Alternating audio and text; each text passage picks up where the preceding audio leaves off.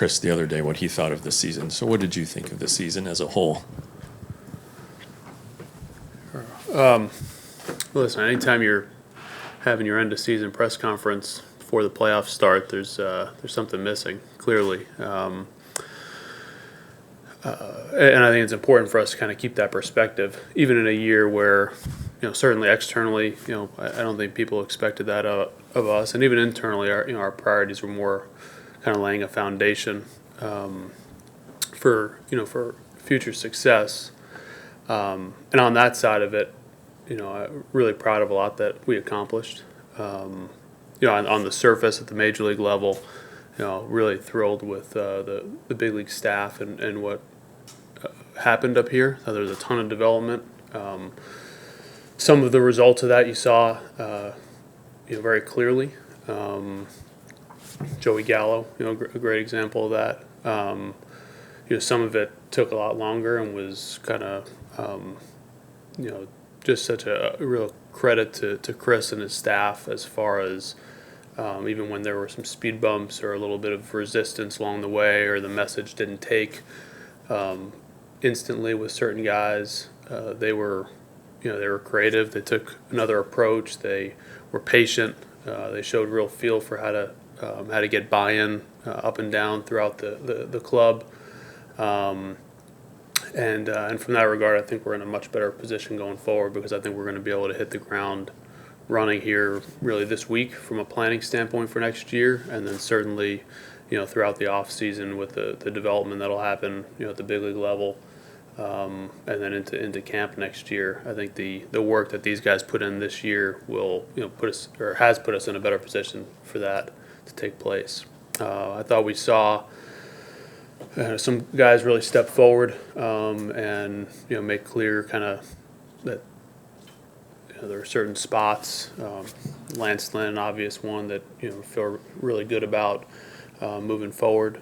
Other guys that while there were some signs of progress behind the scenes, the results weren't there, at least to this point. And so we know we've got some work to do.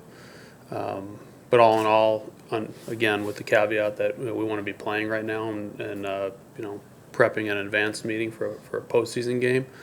And anytime that doesn't happen, you haven't accomplished the ultimate goal. But knowing what we were looking at coming into the year and laying the foundation for future success, really pleased with that piece of it. You said laying the foundation was the priority this year. What is going to be the priority next year? Yeah, I mean, at this point last year, we were starting a search for major league manager. We were looking to hire, new coaching staff, new major league trainer, an assistant GM, a farm director. We were restructuring our R&D department, and all the same. Our scouts, our analysts, our pro scouting group was doing great work in identifying Lance Lynn and Danny Santana and others that we acquired. This year, there's still some work to do from an organizational infrastructure standpoint, but our focus is much more on putting the club together for next year. We expect to take steps forward, but that'll be both internally, with development of our guys, competition that's been created from guys that are on the big league club as well as guys that are pushing up through the system, and then obviously our efforts to supplement externally, whether it's via free agency or trades. We're still in the process of putting our strategy together for the winter, but we'll be looking to improve the club. JD, when you decided to make a change in the manager, the chart was talk about new voice, new message. Clearly, having 11 months after introducing Chris and knowing the message he had, talk about how that's kind of been taken in that clubhouse. And you said it a minute ago, it's kind of set a foundation, but just how that message has been received and just the difference it is from 11 months ago. Yeah, we just finished, on Sunday, I think we had our last one. We did exit interviews with every player up here. And then yesterday we did exit interviews with all the coaches. And a lot of it was I was kind of sitting back and taking notes. I'd ask some questions here and there, but the dialogue between Chris and his staff, between Chris and his players, was just it was a really good feeling for me to be able to sit back and watch it. Just the candor, and he was delivering some truth and some challenging messages in some of them, and but it wasn't that wasn't the first time they'd heard it, right? I made a comment to Woody yesterday that there were times during the year where I wanted to kind of like push on certain things, and ultimately I deferred to him, and as I going through this process, talking to the players and talking to the staff, I could see his his process at work, where he just has a really even hand in dealing with situations.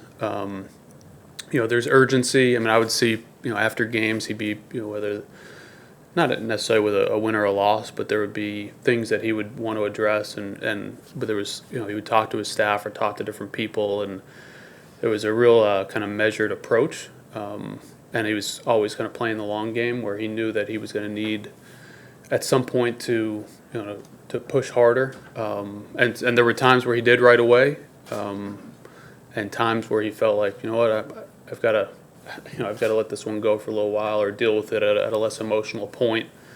That was really impressive for me. Just having not having had done this before, that he was able to do that. Able to understand kind of when to throttle down, understand when to step on the gas a little bit, and I think the players responded to it.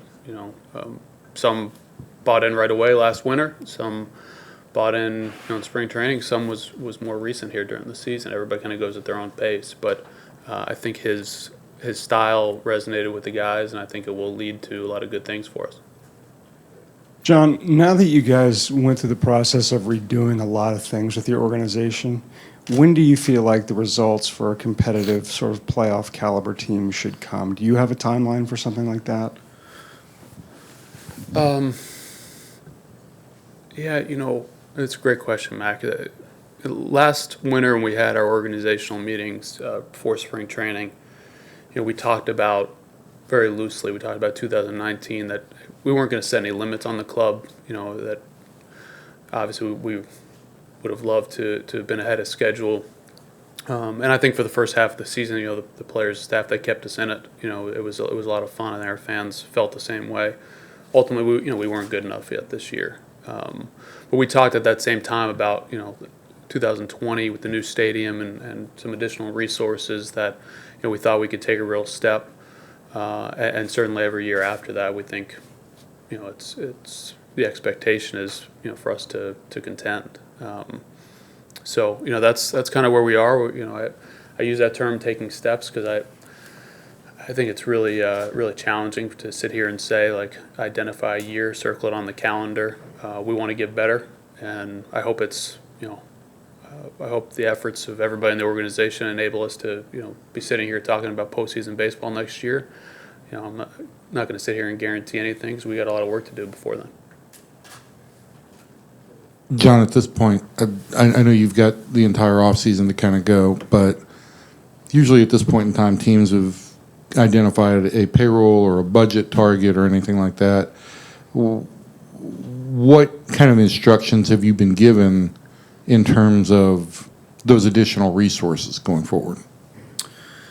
Yeah, I've got a general range. I'm talking with Ray and with ownership and the rest of the leadership group. I've kind of an idea of a range that we'll be in. Listen, we're organizationally, we're still going through the process of planning for next year, not just for the big league club, but for everything that goes with running a business and a business of this size. And obviously there's going to be a number of unknowns when we haven't operated this building before and et cetera. So it'll be higher. Our Major League payroll will be up from where it was this year, but I don't have an exact number just yet. Significantly higher? I'll let you know on opening day. What are your priorities as far as positions that need to be addressed beyond? I mean, obviously starting pitch is number one, but what other positions do you feel like you need to address strongly? I think in early conversations here, like I said, we haven't really had our full strategy meetings yet. We will here this month. Early conversations, I think starting pitching and third base are probably the top two on the list. And there are a number of other areas that we can improve. We have, candidates to compete for spots at both, the rotation and third base, but I think to create the level, create the level of competition that we want at a variety of spots, we'd like to add from the outside in those areas. And, I think there's clear opportunity for us to, take big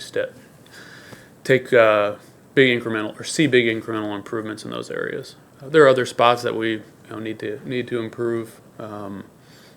First base, catcher, center field, bullpen are all areas that that you can improve. I think realistically we're going to improve some of that externally, and some of those spots will be the product of improvement from our own players, both from the work they put in this winter and just from the realities that what competition breeds. In going through that laundry list, you didn't mention the middle infield spots. What is your thought on where you guys stand on the middle infielders right now?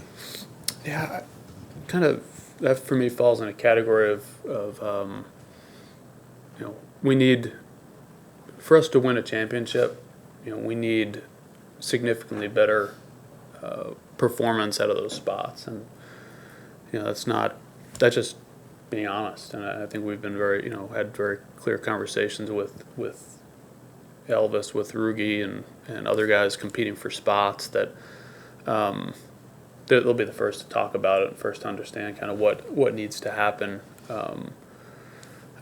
I know what they're capable of. We know what they're capable of.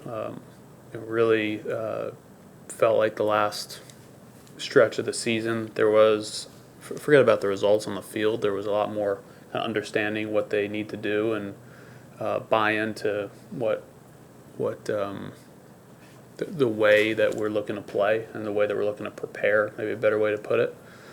But I think going into this next year, like a lot of who plays and where they hit in the lineup and all these sort of things that that Woody will ultimately decide, like it's going to be dictated on the work put in this winter, and and it's a domino effect, right? If we add a third baseman, that creates additional competition at the middle infield spots, because some of those guys that might have competed for third base are now looking for at bats elsewhere, whether it's Danny or Solak or Kiner or these guys. So I think that's healthy. I think regardless of kind of where you're at in your career, I think some level of pressure and accountability and competition is a healthy thing, and we're going to embrace it.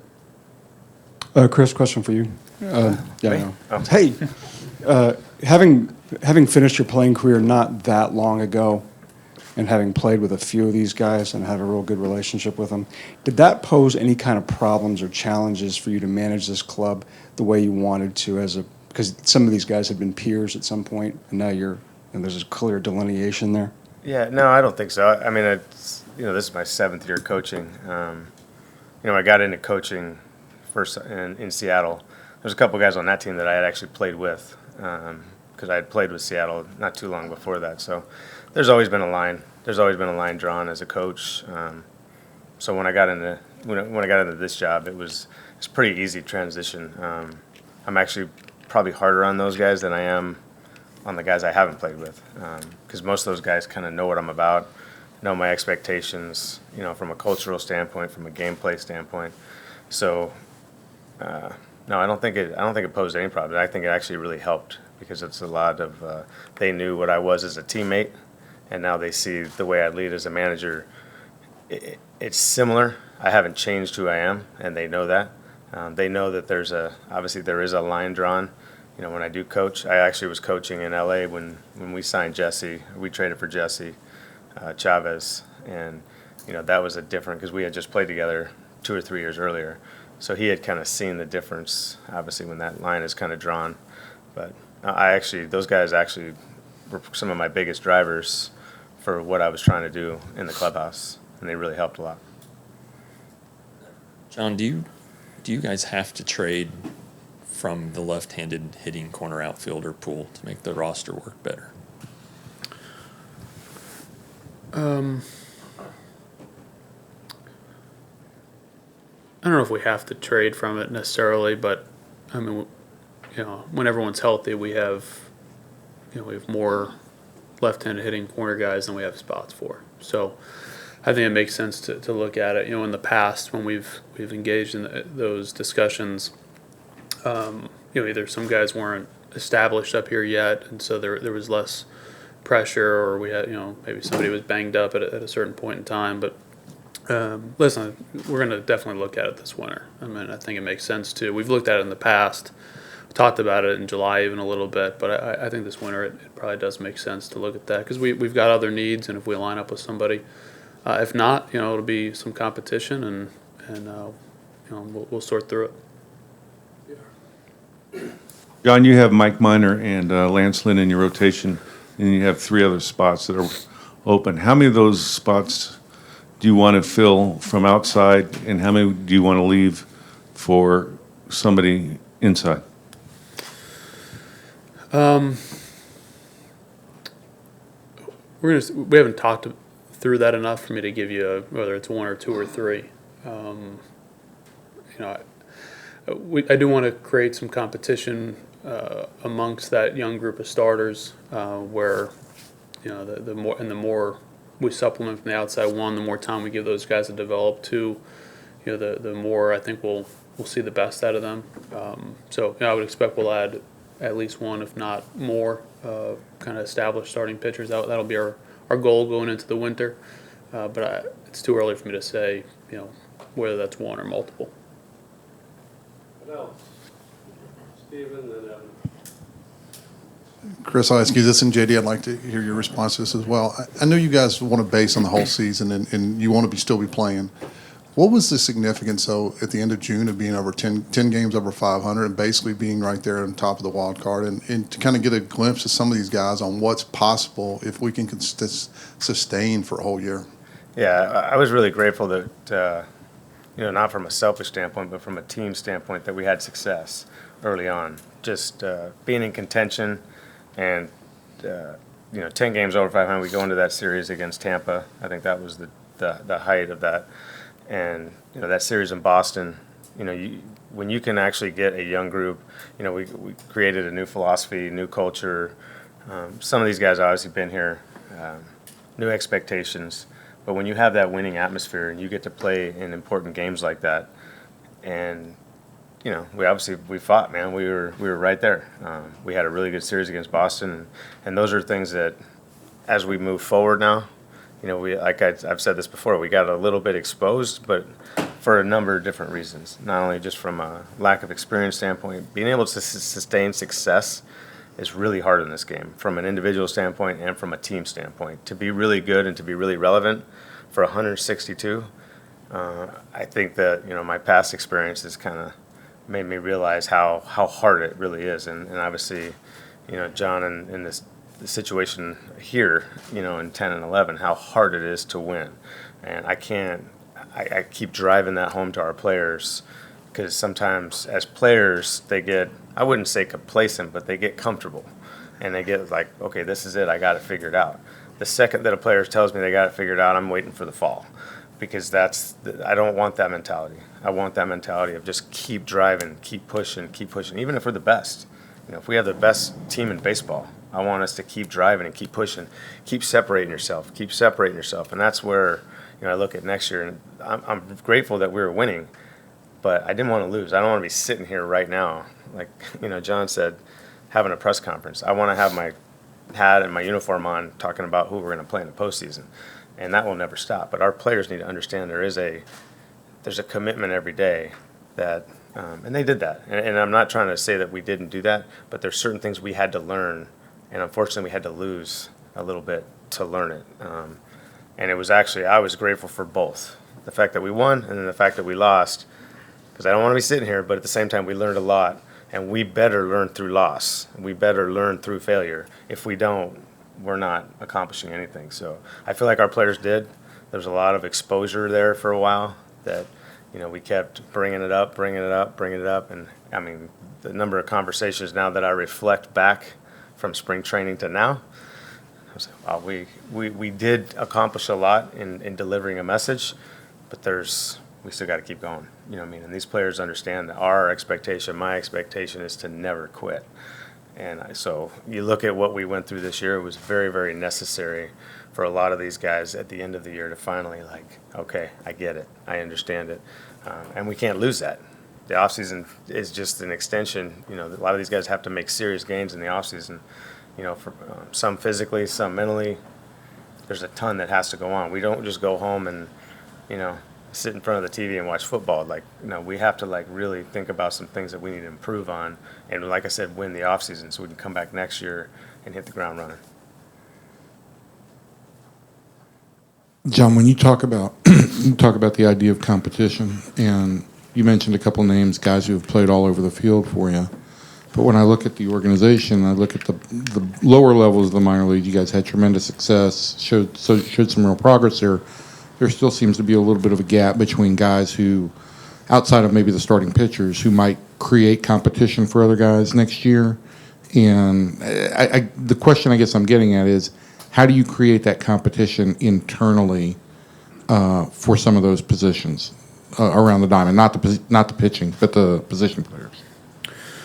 Well, I think some of that's already happened, right? I mean, you look at, we were a little banged up at the end with some guys, but on a day-to-day basis, Woody would be debating, which of these guys do I give a day here? Because he wanted, there were more guys that we wanted to see, wanted to play, wanted to find out about, that were putting the work in, that deserved it. And I think that as we add externally this winter, that's only going to grow. I mean, I think as we, if we lock in on, somebody outside that's going to play on a regular basis, that's just shrinks the number of at-bats, shrinks the number of spots that you guys are competing for, and I think that'll will help that. But we think there are some other guys at the upper levels that will be in big league camp that can factor in, whether that's on day one or down the line. And you mentioned that on the starting pitching side, again, to Tiara's question, if we address externally there, then a number of guys that got some time up here in the big leagues this year will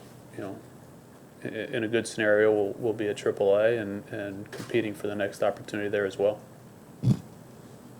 I'm wondering about your feelings on three specific players: Hunter Pence, Sean Kelly, and Jeff Mathis. How do you view those three guys going forward? I have ultimate respect for all three. Hunter, just wildly exceeded my personal expectations. I don't want to speak for anybody else. He was as advertised as a teammate and person in the clubhouse, and then on the field. For him to make the All-Star team, get voted in, was, and deservedly so, was it's pretty special. Unfortunately, got kind of banged up at the end and had the back issue. But I talked to Hunter a little while ago, a week or so ago, and when he decided that he wasn't going to push it anymore, his back wasn't going to allow him, and thanked him for everything he did this year. As far as next year, I told him, on one hand, it's an absolute no-brainer that we'd love to have him back, right? Just everything I just said, he fits perfectly culture-wise and right-hand hitting,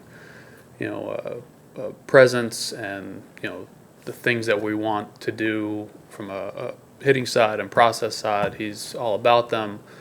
And I also told him, the flip side, we just ran through our corner positions, and we arguably are +1 right now, and they're all left-handed, so right-handed could certainly fit better. But we got to sort through that as far as. So I told him, we're going to stay in touch. We would have a level of interest, and we just kind of keep him posted and be very honest as we move forward. Sean, really stepped up in a huge way early, and until he had that little deal in Houston that day, maybe our most reliable reliever for a stretch. While we were in contention in the first half, he was huge for us. And I think Woody was we all were. Organizationally, our scouts and everybody was very cognizant of it. But I thought Woody was really particular about the kind of veterans that we wanted to bring in this winter. and so we were, and these guys all fit in that category, really kind of helping to advance the ball from a culture standpoint. And then, the cherry on top was these guys produced at a really high level. We've got an option on Sean for next year. We haven't made that decision yet. We haven't communicated that with him. So, we'll go through it and talk to him and then kind of let you guys know what we're deciding there. And then Jeff, we signed to a 2-year deal with the thought that we wanted to improve defensively behind the plate, and not just kind of the things that you can measure, but handling our staff and kind of as an extension of the coaches on the field from a game planning standpoint. That side, I thought he did really well. I don't know how much credit Mike Miner would give Jeff, but I know it contributed. He caught him a ton, helped him take a step there. I thought he helped just overall with our game planning side. Obviously, some of the numbers more on the physical side were down from years past. And I think a lot of that, we talked about that the other day, a lot of that was we pushed him. We caught him a lot more at, 37 years old in the heat here than he's caught in a while. And we knew going in that was going to be a challenge for him, but we felt like we wanted to kind of get the experienced veteran game planning side, prioritize that. So, he played through a number of aches and pains all year and never complained about it. And I know he was bummed he couldn't be out there more at the end. What else? Jeff? On the budget, how much of that will be geared toward extension candidates? And well, I mean, Joey and Mike seem like the two guys off the top of our heads, on my head. Just too early in the process for me to really address that right now. Obviously, both guys had, Mike had a great season. Joey, before the injury, had a great year. Glad they're Rangers, and we'll address that at the appropriate time. But just too early in the process for me to say. Is there interest in extensions with them? On the surface, absolutely. Yeah, Woody, I just want to talk about the progress you saw in Jose Trevino as a catcher, and you see your front runner for next year. Yeah, I mean, Jose, I was really impressed. I think he came as advertised from a catching standpoint. The one thing that I was really impressed, I had heard amazing things about him as a human being, as a leader, and I think as good as people talked about him in that regard, I think he actually exceeded the expectations. I saw him as a young player, take some pitchers and pull them aside and really lead them out on the field. So from a defensive standpoint, I was really, really impressed. Offensively, I felt like early on, I didn't really know what to expect, and I watched him work every day in the cage. I talked to Louie and Krabby and Alex from an offensive standpoint. Okay, what's this guy capable of? Can he hit? Can he not? What's getting in the way? And the progress that I saw from an offensive standpoint, what I saw at the end of the season, and I don't know if that's going to play out for 100, as a starting catcher for 90 to 100 games, but it was really, really impressive. I mean, he handled some tough pitching. We go to Houston, he's facing Verlander. He got some of the best swings off of probably the best pitcher in the game right now. And had no fear. The thing I saw from a swing mechanic standpoint was a lot better. His sequencing was better. Like I said, his swings, his at bats, his approach, he would go up there looking for certain pitches and certain counts, and he was hitting them. The other night against Ottavino, that's one of the best right-handers in baseball. He strikes out 70% of the guys, I feel like, and he had the best at bat against him and hit a rocket up the middle. So. I don't know. I mean, I think it's a healthy competition, and I think that he definitely put his name on the list and opened my eyes a lot, and I think that that's going to help him, as we go into next year.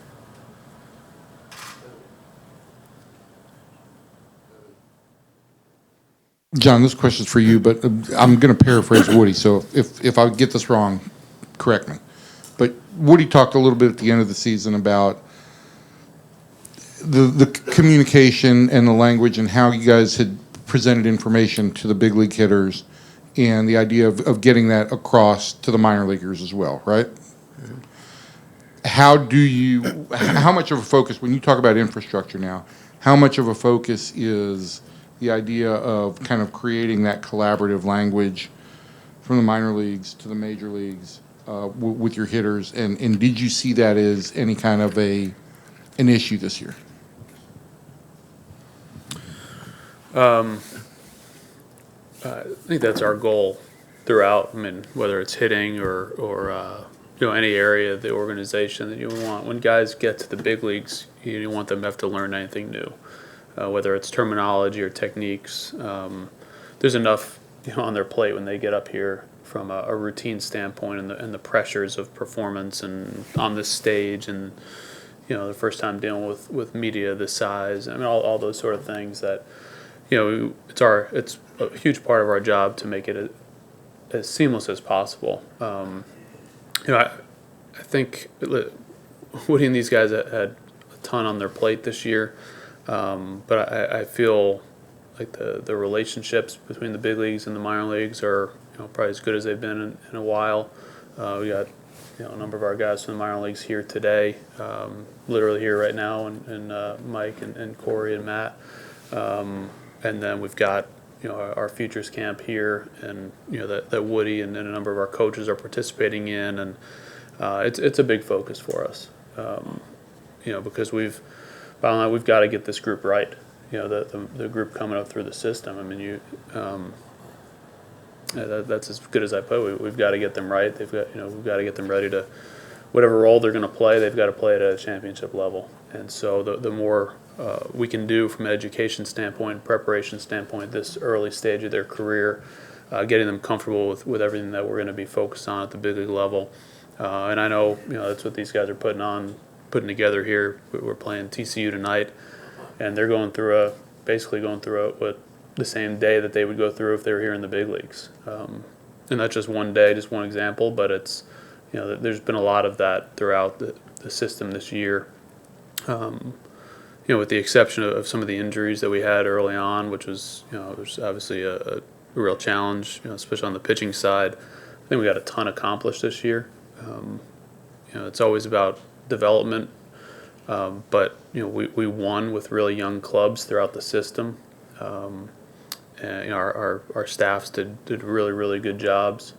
We implemented a ton of things from a data side and a tech side, and I think you're going to have some speed bumps here and there, but we did it with a lot of success, and a lot of new initiatives that took some time to get rolling. Once they did, I think they're really well received.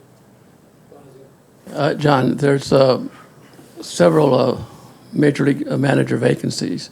Are you concerned if Rangers losing any coach to a managerial job? I wouldn't use the word concern because, quite frankly, I think we've got a number of folks here that deserve consideration. I've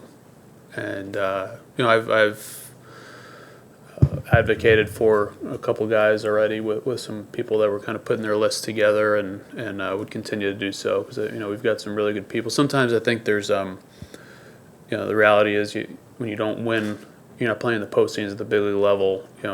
People might get overlooked. I know for sure we had more people called on when in 11 and 12 than we did after 14, right? For kind of obvious reasons, but. We got some really, really good people here that I don't want to lose them, but I think a big part of our job is to help develop our people and then advocate for them when they're ready for opportunities, and we've got some people that are ready. Chris, you're going to talk to the futures guys here in a little bit. What is your message to them about, just what's your message to them? Obviously, I could probably talk to these guys for hours.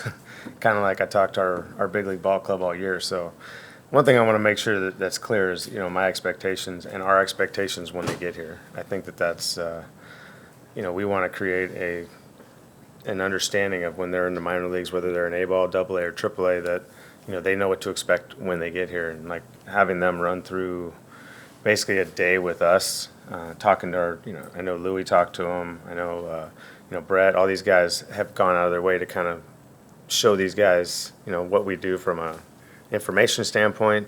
And then now they hear from me today, tell them what my expectations of being a champion are, honestly. I think that's, we're trying to create, we're always trying to develop players, but develop championship players, I think, is you need to be a little bit more specific, because sometimes we get caught up in, we make this guy a good player, but does he fit into a championship, arena?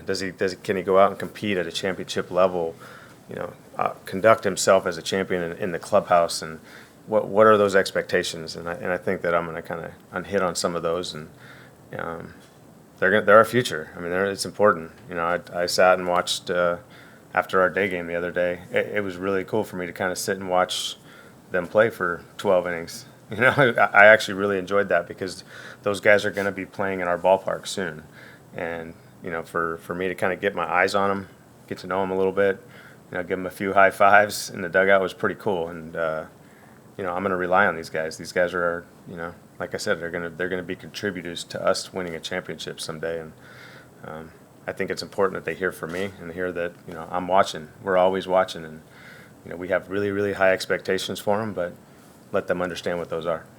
And John, sorry. How much do the minor leagues play into free agency this year? Because third base, you guys drafted a third baseman. Leote's probably close in center field. It would seem that I don't know what effect that would have.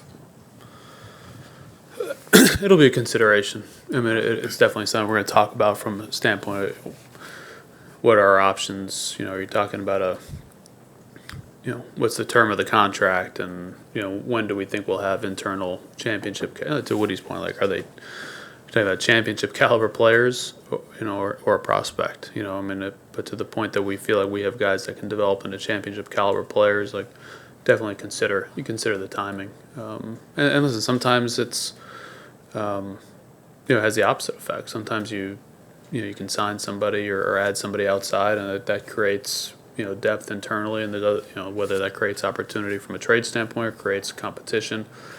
There's a lot of different ways we can go with it, but we'll factor that in. On the topic of coaching and minor leaguers, do you have any more announcements as far as like minor league coaching staff vacancies or fillings or any of those goings on? Not today. We're still working through some things to try to do it organized. But it's, we've been, looking to address some of the openings that we had. A number of them will be filled internally. But we will add a couple of folks from the outside. We'll announce that soon, I think. John, this kind of hit me when the Red Sox were in town for some reason, but has your Latin American program hit a lull as far as talent coming through the system? Our so I think we two things. I think one, we've been more patient than from a development standpoint than we were early. So we got, Profar, Odor, Mazzara, all these guys got to the big leagues at 19, 20 years old. And so, we signed them 2.5, 3 years later. They're knocking on the door. I think Maz and Odor jumped straight from, all three of those guys jumped straight from AA. We've been intentionally more patient here. So like Leote, for instance, 20 years old at AA, no doubt he can defend himself at the plate, like already big league caliber type defender. But we want to get him to a higher level, as a complete player, and so I think that has helped to shape that image, because we haven't graduated as many guys. The other thing I think is we took a strategy for a couple of years where we were trying to build a bigger class and build depth, and we didn't necessarily go after the top of the market guy to spend all of our resource pool in one spot. And so a lot of the players that are coming up through the system now, which I think you'll see, you get to know, like more in that category. So I think guys just don't have the kind of Baseball America shine on them because they weren't $3 million, $4 million deals. This year we felt like that was the opportunity in this class, so we went in bigger with Laura and Acosta and that group, and that we felt like that was the time to kind of get back into that, the opportunity to get some higher upside guys that and focus all of our resources in a smaller area, smaller class. Woody, I know, hi, back here. Yeah. This season was somewhat of a classroom setting for a lot of the young guys I know, but it kind of was for you as well. What would you say was the biggest thing you learned in your first year as a manager? I've been asked that question quite a bit, and I don't think I ever come up with a very good answer. I've learned a lot. Obviously, there's the day-to-day, starting in spring training, starting in the off-season, honestly. And like I said, when I kind of reflect back now that I've had like one day to kind of look, okay, well, how did it all go down? I'm still going to obviously do a lot of reflecting, or I'm probably have a better answer for you in a couple of weeks. But I just learned that, first of all, that I could do the job. You know what I mean? Like that I could handle the day-to-day, and I really, really enjoyed, the day-to-day of, having the countless number of conversations and just, pushing an agenda, pushing a message. I really, really enjoyed that. And there were some tough times, but I feel like, from a staff standpoint and myself, like we prided ourselves on just being the same every day and keep pushing that message regardless of whether we were winning or losing. So, I learned that, it is a long season, which I already knew. I've done this for a long time. But like I said, I think I didn't know how much I would enjoy it. But I feel like that's probably the one thing I've learned, that I really do enjoy, taking pride in being that leader, setting the tone, setting the example, and like I said, in every way. And that was probably the biggest thing that I take away from this year. And obviously, I'm really proud of our players. They've done an amazing job of just, whether I benched them or I played them every day, or pulled them out of a game or kept them in a game, like they understood. I tried to communicate as best I could on every decision, and we had a ton of growth in that locker room. And like I said, I don't want to be sitting here right now, but I feel like the future is being set. It's a little brighter, in a lot of their eyes, which is important, man. They have to believe. Like, it doesn't matter how much belief I have or John has. Like, our players have to believe it, and it's about them becoming champions and believing that they're going to become champions. And I feel like we accomplished a lot in promoting that and getting that belief a little bit better, but in understanding how that's going to happen. So it's I'll give you a better answer probably in a week from now, but after a day, last night I just thought, wow, like that was a lot of conversations and a lot of growth and learning from my side, and how to manage a game, how to deal with things, and I really, really enjoyed it. Two quick things. John, Chris, have you guys definitively, and if I missed this, I apologize, have you definitively invited all of the Major League staff back for next year, or where do you stand on that? That was the first thing. Second thing was, you talked about infrastructure at the very at the very outset of this presser. Sorry for struggling. How much does biomechanics figure into that infrastructure piece going forward?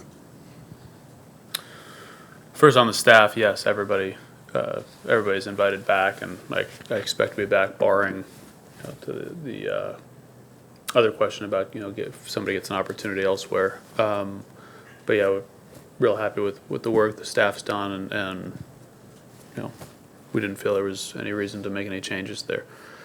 I don't know if I want to get into like all specifics of it. I think that there's a ton of avenues in the game to improve, both for us and industry wide. Some are more established than others. Some are either the industry is just scratching the surface, or we're just scratching the surface. I think that falls in that category, that there's opportunity there, but ultimately it comes down to people. Ultimately it comes down to like people and communication, and how you can you can have the smartest people in the world, and if you can't relay it to your players, and you can't get them to make the changes that they need to make to help them in a competitive atmosphere, it's it's at that point you're talking about more academics than what we're interested in. So there's a lot that we're pushing ourselves to kind of understand and to apply and to include in our programs. But at the same time, we want to try to keep things as simple as we can for our players who need to be able to train a certain way, but then go compete, in the moment and not worry about everything else. One or two more we have time for. Is there anything else? Heading into the new park from a business perspective, do you feel the ball club needs more star power? And will the new ballpark affect your outlook from a personnel standpoint at all? I don't see us making any baseball personnel decisions for marketing purposes, if that makes sense. I think the only way to really market a team is to win. I think it's pretty cut and dry. I think anything shy of that is, probably gonna, lead you down a bad path, and so we'll try to stay out of that. And as far as shaping the club to the park or how it's gonna play, we were talking about that yesterday too. Like, we think we have an idea, but we're not going to know until we get in there and play and get some some games behind us and a real understanding of the different dynamics, whether it's the surface or whether it's the outfield dimensions or foul ground, how much area there is there, or obviously the wind or now lack of wind or the air conditioning. There's so many factors that we just don't know about yet. So we're going to try to put the best club we can together. And then as we learn about it, we'll adjust for those learnings. But I can't sit here and tell you that we, really understand it just yet. Thank you. You got one more? Yeah. Are there any medical updates that we need to know about? Just one. It's Palumbo came out of that start this weekend where his blister flared back up again. So he's not, even though we told you he was going to pitch in the fall league, he's now not going to pitch in the fall league. It's kind of like when we announced that he was going to start, and then he sprained his ankle, and then we told you an hour later he wasn't going to start. So I think that's the only one at this point. I mean, we got a bunch of guys that are, end of season stuff they played through, and obviously about Jeff and Logan and these guys and Maz that just we just feel like time will heal all those things. So There's nothing on Maz in terms of having seen Liberty or anything? No, nothing new on that one. I just had a couple quick things. One, I want to mention that Willie Calhoun, kind of didn't really touch on it today, but nothing bad at all. It's not anything related to the medical side, but I know when spring training didn't make the club, and at a different point we sent him down, and I just feel remiss not mentioning what a tremendous year he had. Really credit to the staff and Jose and Stephanie and Jace and everybody for pushing him, but he put the work in, and as much as anybody, he took a huge step this year, and I want to make sure we recognize that. I also want to recognize Grady Woodward. Happy birthday! He's sitting here. It's his son's double birthday. digits, 10 years old today. Yeah. So those are a couple of things, and then the last one, I just want to you guys, the media. I know different points during the season where you probably want to strangle us, and we might want to strangle you, and just me, not us. Woody's great. But no, I appreciate. I know your industry has gone through a ton of change. I know that some of you we talked about some of the stresses that adds to your lives, and then obviously kind of the socially the whatever people talk about the media. But we appreciate organizationally the work you guys do, even though sometimes it might make it more challenging on us. We're not quite ready to say something yet, and you push us to do it. But you carry them kind of our news to our fans, and we just want to let you know we appreciate you.